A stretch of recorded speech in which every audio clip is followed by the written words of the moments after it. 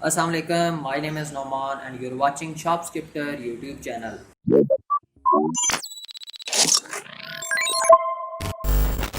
So finally blazer web assembly launch हो गया है। ब्लेज़र वेब असेंबली को मई 2020 के अंदर लॉन्च किया गया है। इससे पहले प्रोडक्शन रेडी हमारे पास सिर्फ और सिर्फ ब्लेज़र सर्वर साइड था, जो कि सितंबर 2019 के अंदर लॉन्च किया गया। तो आज की इस वीडियो में मैं आपको बताऊंगा कि क्या डिफरेंस है क्लाइंट साइड ब्लेज़र और सर्वर साइड ब्लेज़र के अंदर, दोनों के क्या प्रोज एंड कॉन्स हैं और ये कैसे काम करते हैं। क्लाइंट साइड ब्लेज़र कैसे काम करता है और सर्वर साइड ब्लेज़र जो है वो कैसे काम करता है। But before starting the talk हमें ये चीज़ पता होना चाहिए कि ब्लेज़र है क्या। ब्लेज़र एक फ्रेमवर्क है बाय माइक्रोसॉफ्ट, जिसके ज़रिए आप क्लाइंट साइड एप्लीकेशंस भी यूजिंग .NET फ्रेमवर्क बना सकते हो। अगर आपने इस चीज़ के बारे में डिटेल समझना है तो मैंने ब्लेज़र के ऊपर एक अलग वीडियो बनाई है, आप वो वीडियो देख सकते हैं। उसकी लिंक ऊपर आई बटन में भी आ रही होगी और नीचे डिस्क्रिप्शन सेक्शन में भी होगी। Back to talk. सबसे पहले हम बात कर लेते हैं क्लाइंट साइड की। तो क्लाइंट साइड ब्लेज़र को समझने से पहले हमें ये समझना होगा कि कैसे एक जो जावास्क्रिप्ट एप्लीकेशन है वो क्लाइंट के ऊपर कैसे रन हो रही होती है और वो कैसे काम कर रही होती है। आपके पास एक ब्राउज़र होता है, ब्राउज़र के अंदर एक इंजन होता है। डिफरेंट ब्राउज़र के लिए डिफरेंट इंजन हैं। जैसा कि हमारे पास गूगल क्रोम के लिए V8 इंजन यूज़ होता है। अब मान लें कि हमारे पास एक गूगल क्रोम ब्राउज़र है और उसके अंदर V8 इंजन इंस्टॉल है।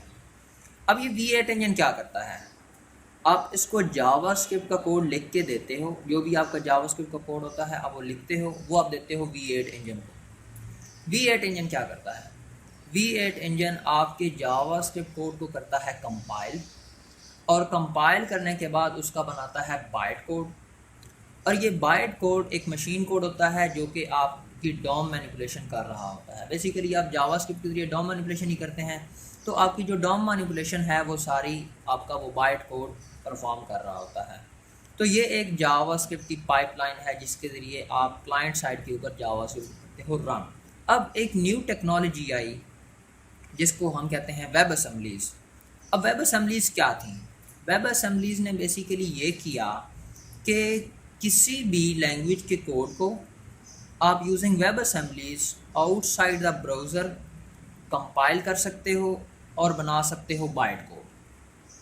और ये जो बाइट कोड बनेगा, अब ये जो बाइट कोड होता है वो आपकी डॉम मैनिपुलेशन कर सकता है, तो आप उसको बाइट कोड में कन्वर्ट करते थे और वो जो बाइट कोड है वो आपकी डॉम मैनिपुलेशन कर रहा होता था। ये था वेब असेंबली का काम।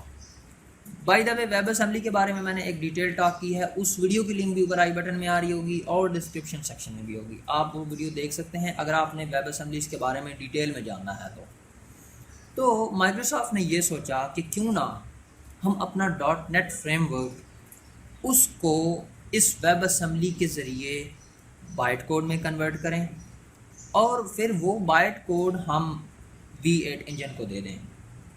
तो जैसे दूसरी प्रोग्रामिंग लैंग्वेजेस C++ या रस्ट का कोड वेब असेंबली के ज़रिए बाइट कोड में कन्वर्ट हो रहा था, माइक्रोसॉफ्ट ने क्या किया, .NET का रन टाइम इन्वायरमेंट को कंपाइल कर दिया, बाइट कोड में कन्वर्ट कर दिया यूजिंग वेब असेंबलीज, और वो वेब असेंबली दे दी ब्राउज़र को। अब ब्राउज़र के अंदर वेब असेंबली है, आपका .NET रन टाइम इन्वायरमेंट है और उसके ऊपर आपका ब्लेज़र लोड होता है और वो फिर आपकी डॉम मैनिपुलेशन परफॉर्म कर रहा होता है।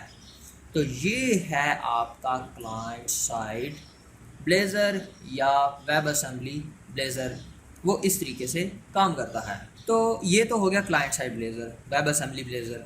सर्वर साइड ब्लेज़र इससे थोड़ा सा हट के है। सर्वर साइड ब्लेज़र के अंदर आप क्या करते हो, सर्वर साइड ब्लेज़र के अंदर आप अपना .NET रन टाइम इन्वायरमेंट, आप अपना जो ब्लेज़र है उस सारे को आप रखते हो सर्वर के ऊपर, और सर्वर के ज़रिए आप एक छोटी सी JS फाइल आप सेंड करते हो ब्राउज़र को, और वो JS फाइल आपके सर्वर के साथ सिग्नल आर कनेक्शन क्रिएट करती है। वो सिग्नल आर कनेक्शन रिस्पॉन्सिबल होता है क्लाइंट और सर्वर की कनेक्टिविटी के लिए। मैंने सिग्नल आर के ऊपर भी एक डिटेल वीडियो बनाई है, उसकी लिंक भी आई बटन में भी आ रही होगी और डिस्क्रिप्शन सेक्शन में भी आ रही होगी। आपको ये जानना ज़रूरी है कि सिग्नल आर क्या है। तो सिग्नल आर एक रन टाइम के ऊपर आपका कनेक्शन क्रिएट कर देता है आपके ब्राउज़र का और आपके सर्वर का।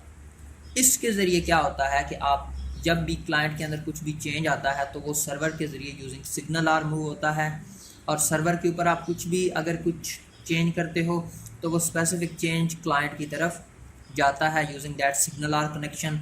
और देन सिग्नल आर वो जो आपकी जो जीएस फाइल आपने ब्राउज़र के ऊपर रखी होती है वो आपकी डॉम मैनिपुलेशन जो है वो कर रही होती है। तो इस तरीके से आपका सर्वर साइड ब्लेज़र जो है वो काम करता है। तो ये तो हो गया इनकी वर्किंग और इनका डिफरेंस। आपने देख लिया होगा कि क्लाइंट साइड के अंदर हम अपनी जो dot net run time environment है उसको हम डायरेक्टली ब्राउज़र में एग्जीक्यूट करवा रहे हैं, और जो हमारी सर्वर साइड है उसके अंदर हम अपना डॉट नेट जो है उसको हम रख रहे हैं सर्वर के ऊपर, और यूजिंग सिग्नल आर हम सर्वर को और क्लाइंट को आपस में जोड़ रहे हैं। Let's talk about pros and cons of server side Blazor and WebAssembly Blazor. तो सबसे पहले मैं बात करता हूँ शेयर्ड बेनिफिट्स की। कौन कौन से ऐसे बेनिफिट्स हैं जो कि हमें दोनों तरफ देखने को मिलते हैं। सबसे पहला बेनिफिट तो ये है कि आप फुल स्टैक वेब डेवलपमेंट कर सकते हो यूजिंग डॉट नेट। तो अगर आपको सी शार्प आती है, आपको सी शार्प में काम करना आता है, तो पहले आप बैकएंड पे काम कर रहे थे तो आप उसी सी शार्प लैंग्वेज को फ्रंट एंड के लिए भी यूज़ कर सकते हो। तो ये एक ऐसा बेनिफिट है जो कि हमें सर्वर साइड ब्लेज़र में भी नज़र आता है और क्लाइंट साइड ब्लेज़र के अंदर भी नज़र आता है। सेकंड जो बेनिफिट जो सेम है दोनों में वो है कोड शेयरिंग। मीन के आप सर्वर साइड का कोड और क्लाइंट साइड का कोड शेयर कर सकते हो। मीन आपने जो कोड सर्वर के ऊपर लिखा आप सेम कोड क्लाइंट के ऊपर भी लिख सकते हो, बिकॉज लैंग्वेज सेम है, लॉजिक सेम है, तो कोड शेयरिंग जो है वो दोनों में हमें मिल जाती है। तो ये एक और बेनिफिट जो हमें इसमें नज़र आता है। मैं आपको एग्जांपल देता हूँ। जैसा कि हम क्लाइंट के ऊपर वैलिडेशन करते थे जिसके ऊपर लेट्स से कि यूज़र नेम की हमने एक लेंथ बताई कि इतनी लेंथ आपने देनी है। अब बिलफर्ज क्या किया, यूज़र ने क्लाइंट साइड वैलिडेशन को क्या किया, बाईपास कर लिया। तो हम उसको सेव करने के लिए हम बैकएंड के ऊपर भी वैलिडेट करते थे कि क्या इसकी लेंथ उतनी ही है जितनी हमने कही थी। तो हमें दोनों तरफ वैलिडेशन लगानी पड़ती थी, क्लाइंट के ऊपर भी और सर्वर के ऊपर भी। बट नाउ आप क्या कर सकते हो, आप सेम वैलिडेशन जो कि आपने क्लाइंट के ऊपर लगाई है वही सेम लॉजिक आप सर्वर के ऊपर भी लगा सकते हो, और मे बी आप उसको शेयर भी कर सकते हो। तो इस तरीके से क्या होता है कि आपको बेनिफिट मिल जाता है। अब मैं स्पेसिफिकली बात कर लेता हूँ कि क्या बेनिफिट्स हमें मिलते हैं क्लाइंट साइड ब्लेज़र के अंदर, वेब असेंबली ब्लेज़र के अंदर। तो जो स्पेसिफिक बेनिफिट है क्लाइंट ब्लेज़र के अंदर वो है लो सर्वर ओवरहेड। अब देखो कि जो सर्वर साइड ब्लेज़र है उसमें क्या होता है कि आप अपना सारा काम सर्वर के ऊपर करते हो, बट इसमें क्या होगा कि आप अपना क्लाइंट का वर्क क्लाइंट के ऊपर डील कर रहे हो, आप डॉट नेट एनवायरनमेंट को क्लाइंट के ऊपर लोड कर रहे हो। तो सर्वर के ऊपर जो रिसोर्सेज हैं वो कम यूटिलाइज करने पड़ेंगे, आप ज़्यादातर काम अपना क्लाइंट के ऊपर देख रहे होगे। तो ये एक बेनिफिट है, इंडिविजुअल बेनिफिट है क्लाइंट साइड का। अगर मैं कॉन्स की बात करूँ क्लाइंट साइड ब्लेज़र की, तो उसमें डेफिनेटली ज़्यादा पे लोड की बात है। अब क्लाइंट साइड के ऊपर आप जब आप रन टाइम इन्वायरमेंट सारा डाउनलोड करोगे, आप डॉट नेट इन्वायरमेंट को लेके आओगे क्लाइंट के ऊपर, तो आपको ज़्यादा चीज़ें डाउनलोड करनी पड़ेंगी, तो आपके क्लाइंट के ऊपर बहुत ज़्यादा लोड पड़ेगा। तो ये एक इसका नुकसान है। सेकंड जो इसके अंदर जो नुकसान है वो ये है कि ये एक डिस्कनेक्टेड अप्रोच है। मीन कि आपको API कॉल जनरेट करनी पड़ेंगी और वो आपके सर्वर के साथ कम्युनिकेट कर रही होंगी और सर्वर से डाटा ले आ और ले जा रही होंगी। अब अगर मैं सर्वर साइड ब्लेज़र के बेनिफिट्स की बात करूँ तो सबसे पहला तो ये है कि अब आप अपनी सारी वर्किंग कर रहे हो सर्वर के ऊपर, तो क्लाइंट के ऊपर आपका लोड बहुत ही कम होगा। आप जस्ट एक जावास्क्रिप्ट फाइल सेंड करोगे जो कि आपके सर्वर और क्लाइंट को सिग्नल आर कनेक्शन के जरिए जोड़ देगी, और बाकी ओवरहेड सारी सर्वर के ऊपर हो रही होगी। तो क्लाइंट जो है वो आपका बहुत ही इजी रहेगा, उसके ऊपर लोड ज़्यादा नहीं पड़ेगा। तो ये एक बेनिफिट है। सेकंड बेनिफिट क्या है, पहले क्या होता था कि क्लाइंट अलग है सर्वर अलग है। तो क्लाइंट ने अगर सर्वर को कोई रिक्वेस्ट करनी है या किसी डाटाबेस को एक्सेस करना है या कोई सर्विस गेट करनी है तो वो एब्स्ट्रैक्शन लेयर आप क्रिएट करते थे, और वो एब्स्ट्रैक्शन लेयर के ज़रिए आप सर्विसेज और डाटाबेसेस को एक्सेस कर रहे थे। अब क्योंकि आपका क्लाइंट और सर्वर दोनों एक ही जगह पे हैं, तो आपको एब्स्ट्रैक्शन नहीं करनी पड़ेगी, आप डायरेक्टली सर्विसेज और डाटाबेसेस को एक्सेस कर रहे होंगे। तो इससे कोड बहुत ही कम हो जाएगा, कोड बेस कम होगी, प्रोडक्टिविटी बढ़ेगी और जल्दी वर्किंग होगी, डेवलपमेंट जो है वो बहुत ही फास्ट हो जाएगी। ये इसके अंदर एक और बेनिफिट है। लास्ट बेनिफिट जो सर्वर साइड का है वो है प्री रेंडरिंग। अब प्री रेंडरिंग क्या है? प्री रेंडरिंग का मतलब ये है कि क्लाइंट को आप जैसे आप क्लाइंट साइड की जो हमारे पास ब्लेज़र है उसमें क्या होता है कि क्लाइंट के ऊपर आप चीज़ें एग्जीक्यूट करवा रहे होते हो। अब क्या होगा कि आपकी सारी रेंडरिंग होगी सर्वर के ऊपर और क्लाइंट को आप जस्ट HTML पेजेस रिटर्न करोगे, स्टैटिक पेजेस रिटर्न करोगे। तो आपकी रेंडरिंग सर्वर पे हो रही होगी तो क्लाइंट पे लोड नहीं पड़ेगा। तो ये इसके अंदर एक और बेनिफिट है सर्वर साइड ब्लेज़र का। अगर मैं कॉन्स की बात करूँ तो पहला इसके अंदर जो नुकसान वो है कनेक्शन का। अब कनेक्शन के अंदर क्या है कि आपको एक सिग्नल आर कनेक्शन बनाना है और वो हर वक्त लाइव रहना चाहिए और वो हर वक्त सर्वर को और क्लाइंट को जोड़ के रखे। तो कनेक्शन ज़रूरी है, आप ऑफलाइन वर्क नहीं कर सकते। ये इसके अंदर एक जो है ना नुकसान है। सेकंड जो इसके अंदर नुकसान है वो है आपके सर्वर के जो रिसोर्सेज हैं वो आपको बहुत ज़्यादा यूटिलाइज़ करने पड़ते हैं।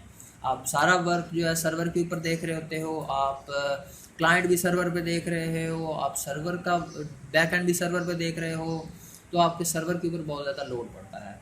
तो ये इसके अंदर कुछ जो है ना कॉन्स आपको देखने को मिलते हैं। तो अगर मैं कंक्लूड करता चलूँ तो दोनों तरफ कुछ ना कुछ प्रोज एंड कॉन हमें मिलते हैं। कहीं पे हमें सर्वर साइड जो है वो ज़्यादा बेहतर नज़र आता है, कहीं पे क्लाइंट साइड बेहतर नज़र आता है।